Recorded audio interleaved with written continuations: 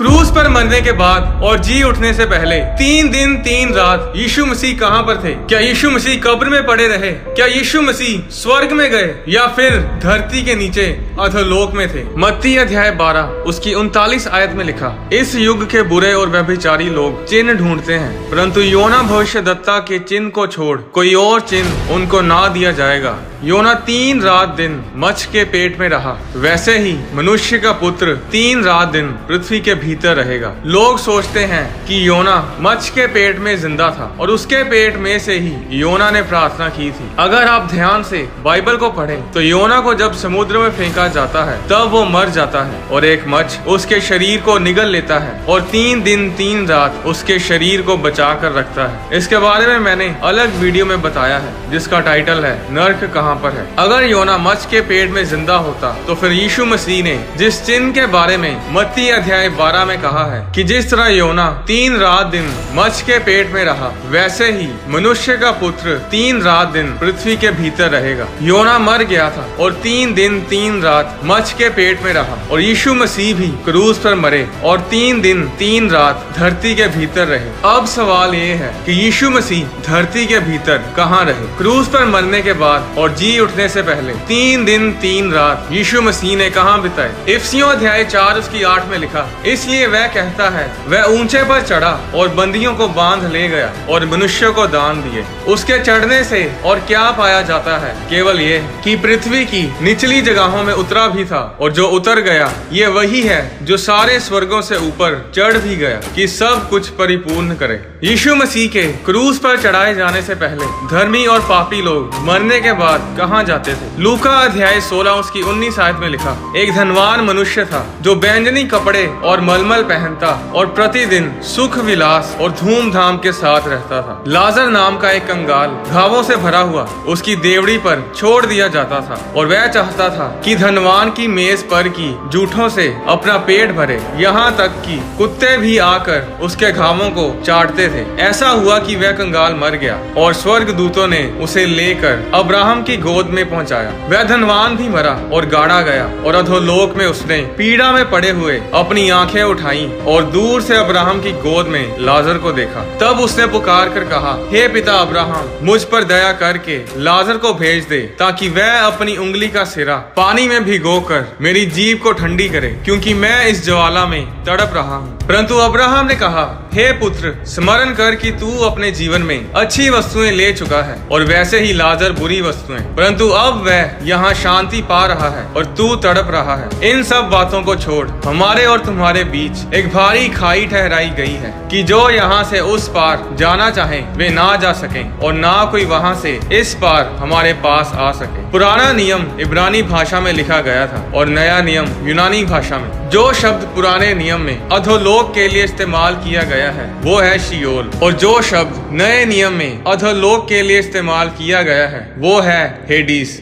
ये दोनों एक ही जगह है जो धरती के नीचे है। बाइबल बताती है कि सब लोग जो मरते हैं वो हेडीज यानी शियोल में जाते हैं। हेडीज में 2 स्थान हैं, एक वो जहाँ पर अविश्वासी पापी लोग जाते हैं और दूसरी वो जगह है जहाँ पर धर्मी लोग विश्वासी लोग जाते हैं। और इस जगह को बाइबल में पैराडाइज और अब्राहम की गोद भी बोला गया है। ये पैराडाइज वही जगह है जहाँ पर लाजर मरने के बाद गया था, जिसे उस धनवान मनुष्य ने अब्राहम की गोद में बैठा देखा था। ये वही जगह थी जहाँ पर मूसा, अब्राहम, इसहाक, याकूब, दाऊद, ये सब लोग जो यीशु मसीह के क्रूज पे चढ़ाए जाने से पहले परमेश्वर में मरे थे, इन सब की आत्माएं हेडीज के इसी स्थान में मरने के बाद जाती थी। और जो लोग पापी थे, जो अधर्मी थे, जो परमेश्वर की आज्ञाओं को मानते नहीं थे, वे सब हेडीज के उस स्थान में जाते थे जहाँ पर वो धनवान पुरुष था, जहाँ पर आग है, जहाँ कोई सुख नहीं, सिर्फ दुख ही दुख है। कुछ लोग सोचते हैं कि धनवान पुरुष और लाजर की कहानी जो यीशु मसीह ने बताई ये सिर्फ एक दृष्टांत है।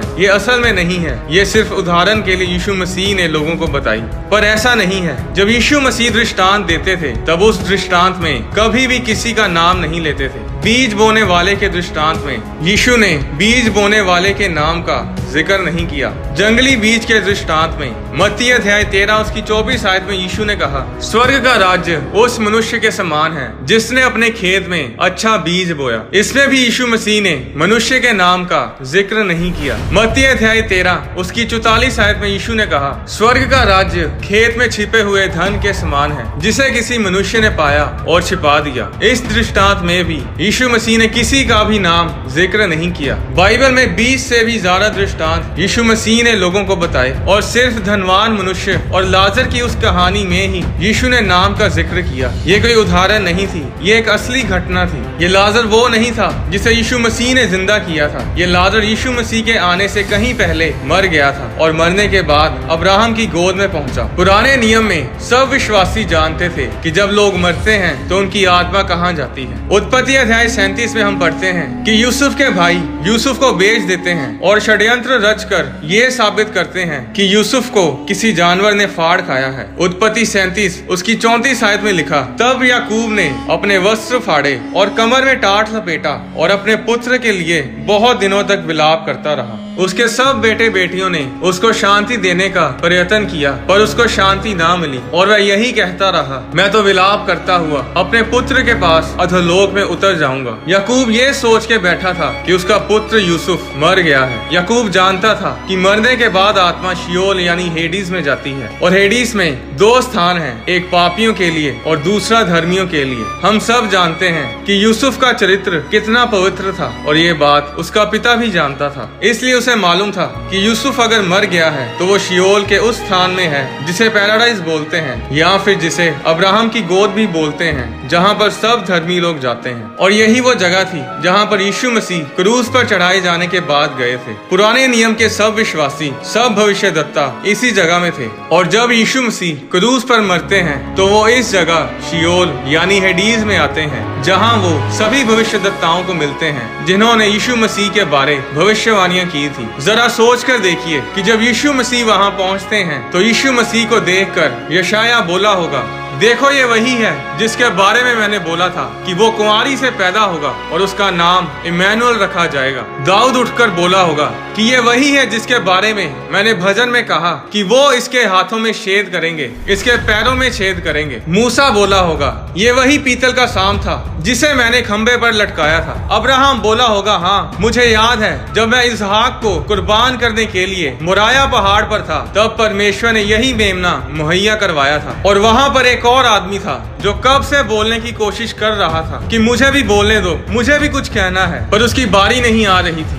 आखिरकार यीशु मसीह बोलते हैं और जो कुछ उन्होंने धरती पर किया वो सब प्रचार करते हैं और जो होने वाला है उसके बारे में बताते हैं। और फिर यीशु मसीह कहते हैं कि चलो अब इस लड़के को बोलने दो जो कब से बोलना चाह रहा है। और वो लड़का लंबी सांस लेता है और बोलता है, मैं वो चोर था जो यीशु मसीह के साथ लटकाया गया था। मेरे पास कोई उम्मीद नहीं थी, मैं शियोल की दूसरी जगह में जाने वाला था। मैंने यीशु के बारे में सुना था कि कैसे वो रोगियों को चंगा करता है, लोगों को आशीषित करता है। मैंने ये भी सुना कि ये पाप क्षमा भी करता है। और जब उन्होंने इसे मेरे साथ क्रूस पर लटकाया तो मैंने उस आखिरी घड़ी में मरते समय प्रार्थना की कि प्रभु मुझे अपने राज्य में याद करना। और जब मैंने अपने पापों से तौबा की तो यीशु ने मुझे बचाया और आज मैं धर्मी लोगों के साथ पैराडाइज में हूँ। यीशु मसीह ने 3 दिन 3 रात धरती के नीचे शियोल यानी हेडीज में प्रचार किया और तीसरे दिन अचानक शियोल के दरवाजों में गड़गड़ाहट की आवाज सुनाई दी और यीशु मसीह मुर्दों में से जी उठते हैं। प्रकाशित वाक्य अध्याय 20 उसकी 14 आयत में लिखा, मृत्यु और अधोलोक आग की झील में डाले गए।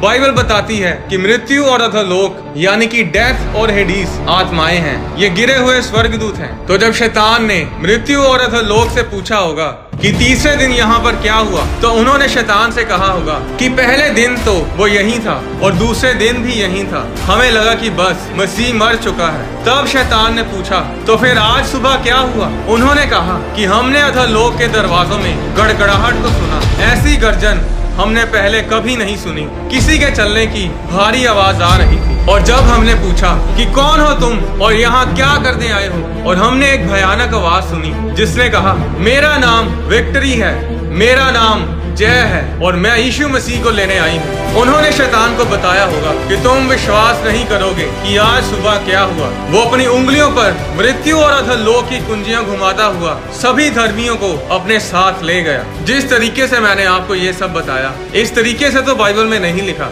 ये बस हम कल्पना ही कर सकते हैं कि उस दिन अधोलोक में क्या कुछ हुआ होगा और शैतान कैसे शर्मिंदा हुआ होगा। पर जो बाइबल बताती है वो ये है कि यीशु मसीह मरने के बाद अधोलोक में गए, जहां उन्होंने सब धर्मी लोगों को प्रचार किया और तीसरे दिन वो मुर्दों में से जी उठे और उन सब धर्मी लोगों को जो शियोल में थे उन्हें अपने साथ तीसरे स्वर्ग में ले गए। 4000 साल तक धर्मी लोग मरने के बाद शियोल यानी हेडीज में जाते रहे हैं, पर यीशु मसीह के क्रूस पर चढ़ाए जाने और मुर्दों में से जी उठने के बाद अब धर्मी लोग शियोल में नहीं जाते, अब वो तीसरे स्वर्ग में जाते हैं, जिसके बारे में 2 कुरिन्थियों अध्याय 12 उसकी 4 आयत में लिखा है। बाइबल में यीशु मसीह ने कहा कि मार्ग और सत्य और जीवन मैं ही हूँ, बिना मेरे द्वारा कोई पिता के पास नहीं पहुँच सकता। अगर आप यीशु मसीह को फॉलो नहीं करते, अगर आपने यीशु मसीह को अपना उद्धारकर्ता ग्रहण नहीं किया है, तो फिर आप जो मर्जी कर लो, आप स्वर्ग कभी नहीं जा पाएंगे। आज लोग मोक्ष पाने के लिए, मुक्ति पाने के लिए बहुत मेहनत करते हैं, पहाड़ों पर जाते हैं, पेड़ों के नीचे बैठकर बहुत साधना करते हैं, पर मुक्ति ऐसे नहीं मिलती। आप अपनी मेहनत से मुक्ति नहीं पा सकते। बाइबल बताती है कि मुक्ति यानी उद्धार फ्री है, इसके लिए आपको मेहनत करने की जरूरत नहीं।